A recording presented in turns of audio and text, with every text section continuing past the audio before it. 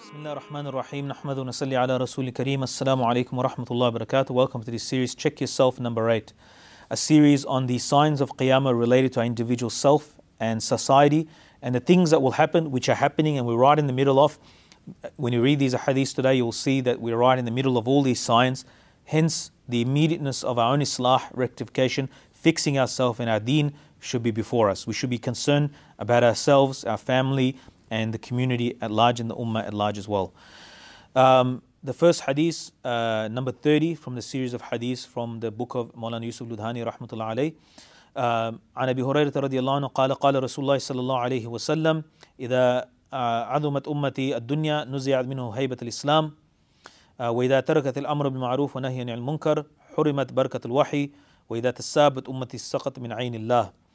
The Prophet ﷺ said in a hadith narrated by Abu Hurairah radiallahu anhu, when my ummah will consider the dunya as something big and important, the awe of Islam will be taken out of its heart. And when they will leave enjoining the good, ordering the good, and forbidding the evil, they'll be deprived of the blessings, the barakah of wahi, of revelation.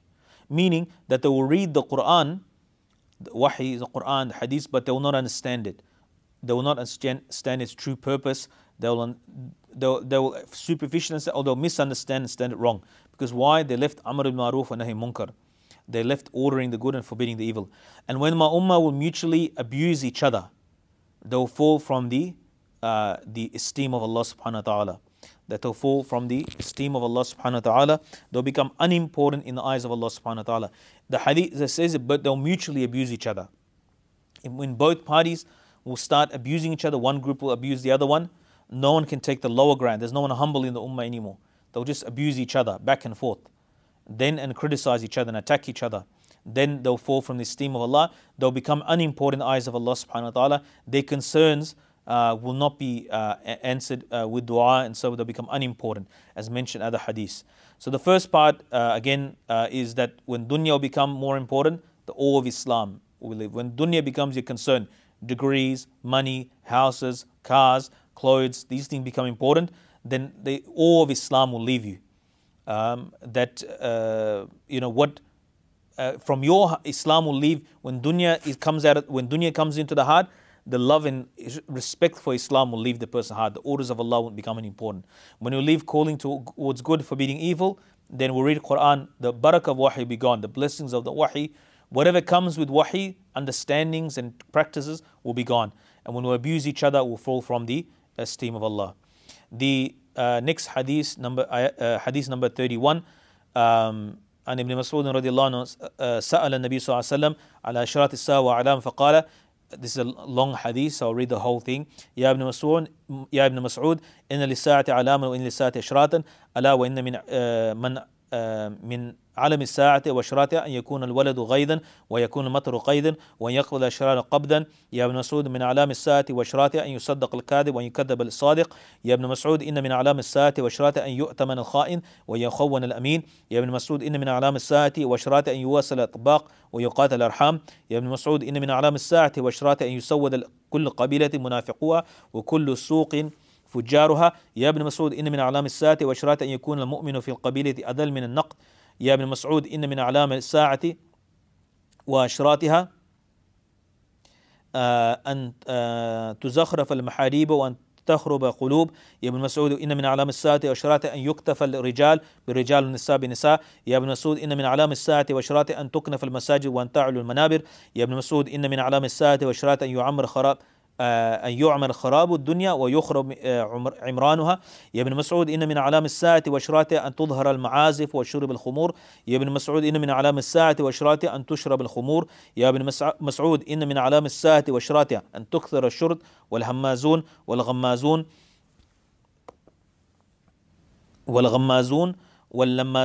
يا ابن مسعود إن من أعلام الساعة وأشراطها أن تكثر أولاد الزنا.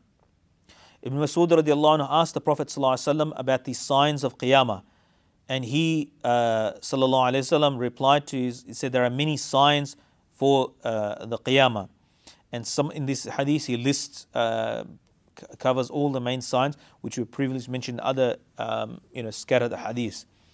The first sign that he mentioned that the hour from the signs of the Qiyamah are that children will be disobedient, meaning there will be a source of anger and displeasure and sadness for the parents. The rains will come, but it will still be hot. The wicked and evil people will be like a flood of wicked and evil people, people doing all the wrong things and sins and wickedness and vices. And because Ibn Mas'ud, from the signs of the Qiyamah, from the signs and the indications of the Qiyamah, is that the liar will be made truthful and truthful will be considered a liar. Ibn Mas'ud, the hour will be, from the signs of the hour are that the trustworthy will be made untrustworthy and untrustworthy will be made trustworthy. And Ibn Mas'ud, that from the signs of Qiyamah are that the people will join relations with the people, the distant people, the faraway people that they're not related to, and they'll break relations to the people that are near to them. Ibn Mas'ud, that without a doubt, the Qiyamah, from the signs of Qiyamah, is that the leadership of all tribes will be with the hypocrites. The leadership will be in the hands of munafiqun, hypocrites, and every marketplace will be led by the fajirs, the wicked and sinful people. And Ibn Mas'ud, that this from the signs of Qiyamah are that the believer, like the true believer in every village and town, will be considered lower than goats and sheep. The way that and actually the hadith is Maulana Yusuf Ludhianwi Rahmatullah in his sharah at the bottom footnote, he said that it is that the children of goats and sheep, like very small, he'd be considered even more insignificant than an actual full-sized goat. He'd be considered like the lowest. He's a true believer. The true mu'min who practices deen will be so disregarded that he'll be considered even more valueless. Think about it, that the people who memorize the Quran, memorize the hadiths, in our country especially, I'm talking about the subcontinent, how do we regard the people of madrasas? How is it general, the middle and upper middle class, and the normal was supposed to be, they say generally, in what side do they look and what words are used in different languages for those people that attend madaris of deen and so forth.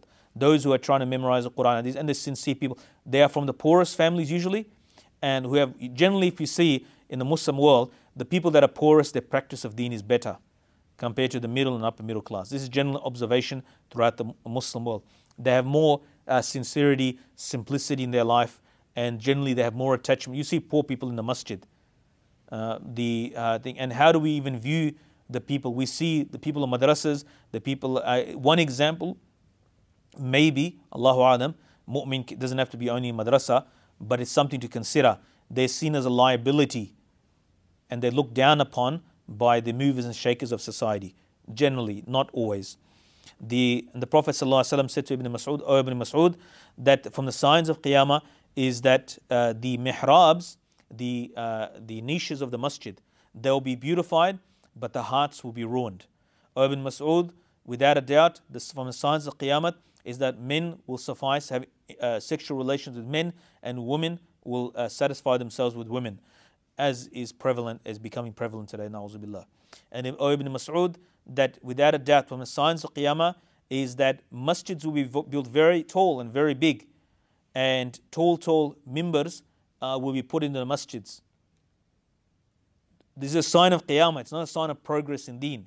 It's actually the reverse. This is a degeneration and a regress in deen when the masjids become tall and the mimbars become tall. The pulpits where the imam gives the khutbah from become very tall.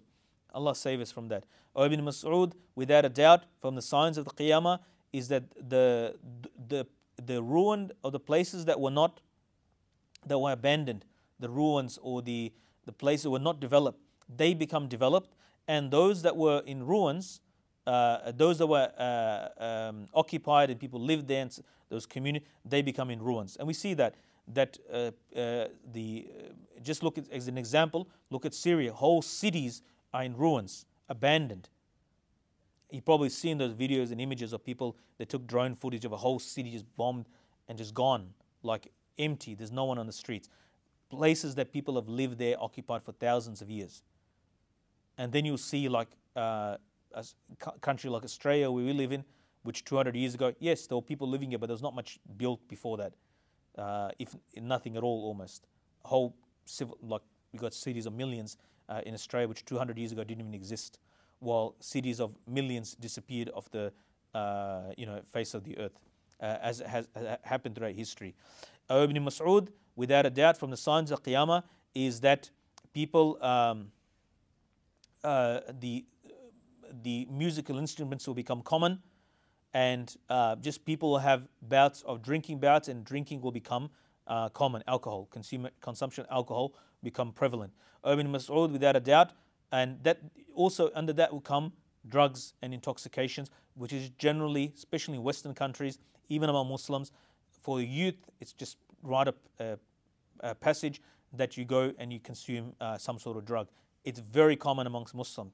Ask anybody, social workers, people working in the prison, chaplains, you ask these brothers that work, sisters that work in this thing, they'll tell you what the reality of our community is. Unfortunately, alcohol and drug consumption is a norm of the Muslim youth of the West. We can pretend that it's not, but the reality, it's otherwise. At some point, they'll come in contact with it. Ibn Mas'ud, without a doubt, from the signs of Qiyamah, is that different types of alcohols that we consume, not just one, many varieties will be there.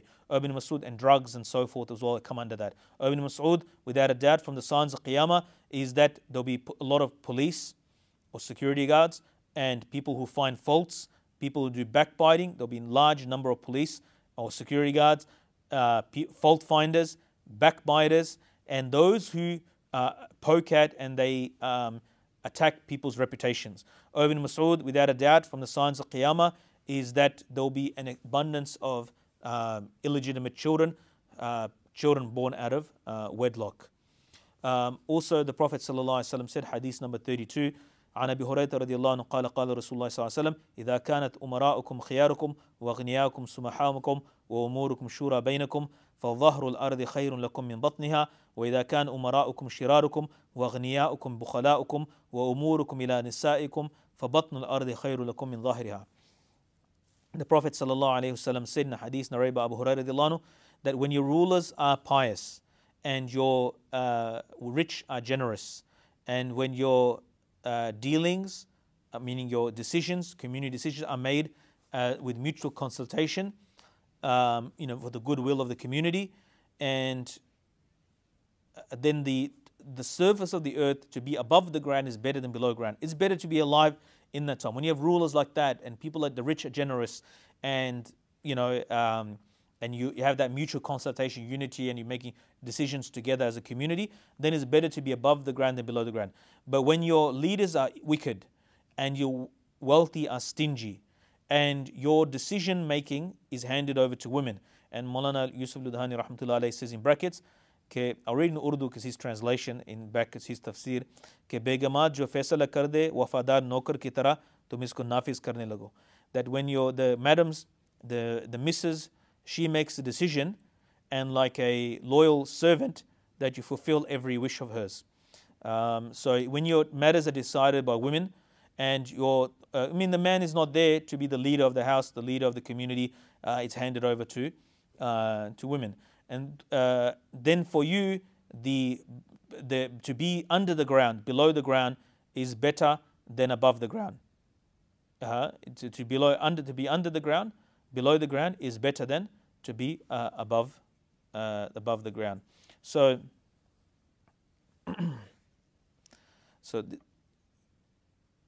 in this masjid, someone sent my father, rahimahullah, when he was, I think it was an Eid day, someone sent a message from the ladies' side to do something.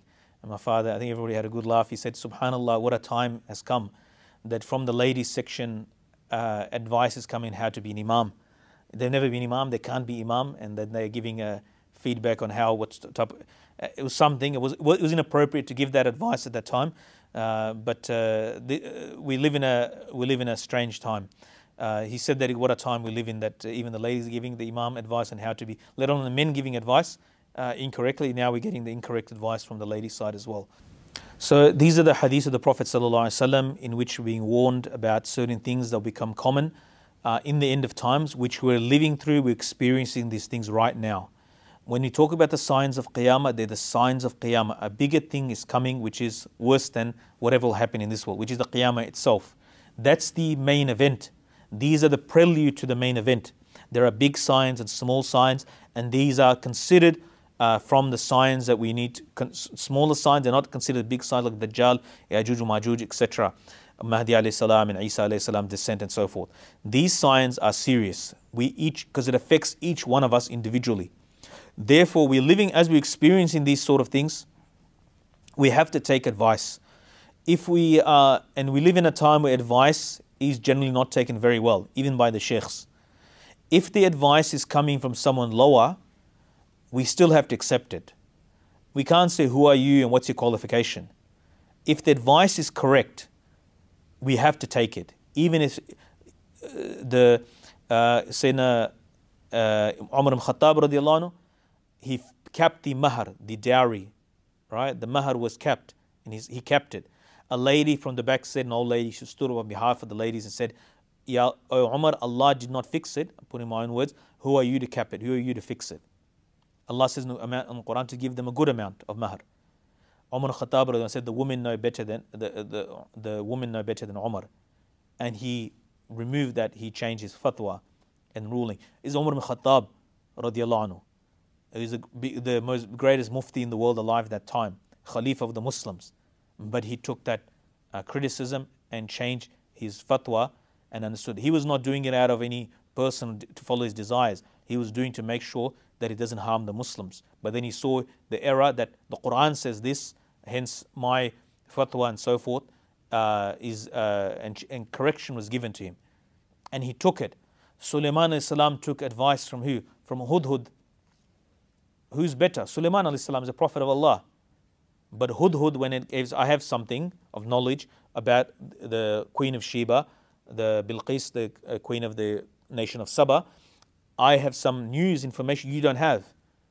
And when he gave the report, a whole process of decision started. Sulaiman about the throne, and Bilqis, the Queen of Sheba, she became Muslim, and so forth. The whole nation became Muslim, and so a whole process started. Based on where was it started from? From Hudhud. Someone is much lesser and smaller and insignificant than Sulaiman alayhi salam. So when the advice comes to us, whether it's from a person we like or dislike, if it is haqq, then I should be a seeker of haqq, and maybe it's bitter, and sometimes it might not be, but I have to accept it, and I have two lights, the light of the Quran and the Sunnah. I shine and understand. We have 1400 years of scholarship to tell us what's in and what's out of deen. Anybody that comes along and they say, somebody criticize somebody, and this is the problem that we have in this time, people that don't take advice, even sheikhs. I've seen many sheikhs over the last few years, and close to some. The guys have the most biggest following, they're in a bubble, they usually don't know how to take advice very well, because they have a people that insulate them. So when they don't get a reality, and they're always around fanboys and fangirls, so they usually don't know how to take advice very well.